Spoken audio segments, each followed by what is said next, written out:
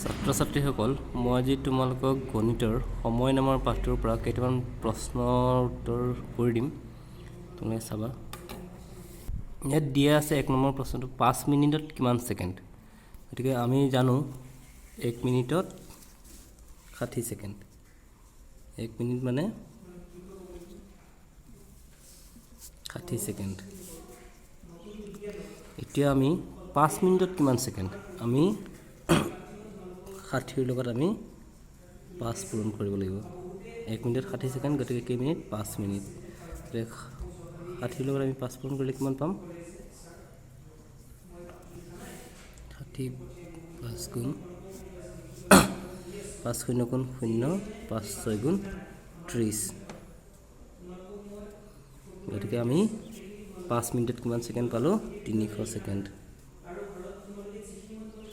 আমি 1 মিনিটত 60 ছেকেণ্ড আৰু কেই মিনিট দি আছে, সেই 60টোৰ এই মিনিটটো আমি পূৰণ কৰিলে আমি উত্তৰটো পাম।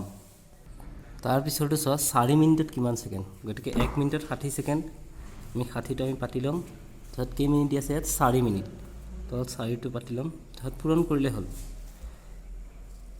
60 4 গুণ 4 0 গুণ 0 4 6 গুণ 4 গুণ 4 4 গুণ 8 4 3 গুণ 12 4 4 গুণ 16 4 5 গুণ 20 4 6 গুণ 24 2 4 24। গতিকে 4 মিনিটত কিমান ছেকেণ্ড? 240 ছেকেণ্ড। 3 নম্বৰটো তোমালোকে নিজে কৰিবা। 4 নম্বৰ আৰু 5 নম্বৰ তোমালোকে পঢ়ি নিজে কৰি মোক দেখুৱাবা। এসপ্তাহত কিমান দিন? মানে সপ্তাহত কিমান দিন থাকে? 2 সপ্তাহত কিমান দিন, সেইটো আমি কেনেকৈ উলিয়াম চোৱা। ইয়াত দিয়া আছে 1 নম্বৰ প্ৰশ্নটো 2 সপ্তাহত কিমান দিন। গতিকে আমি জানো এসপ্তাহত 7 দিন, হয় নহয়? সোমবাৰৰ পৰা দেওবাৰলৈ 7 দিন। গতিকে ইয়াত দিছে 2 সপ্তাহত কিমান দিন।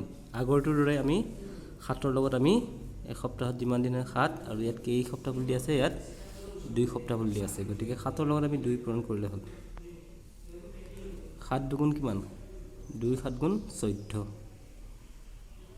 গতিকে এসপ্তাহত 7 দিন, 2 সপ্তাহত 14 দিন।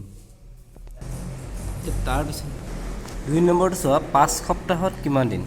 ঠিক তেনেদৰে আমি এসপ্তাহত 7 দিন আমি জানো, গতিকে 7ৰ লগত আমি 5 পূৰণ কৰিম। গতিকে 2 3 আৰু 4টো তোমালোকে ঘৰত নিজেই কৰি মোক দেখুৱাবা।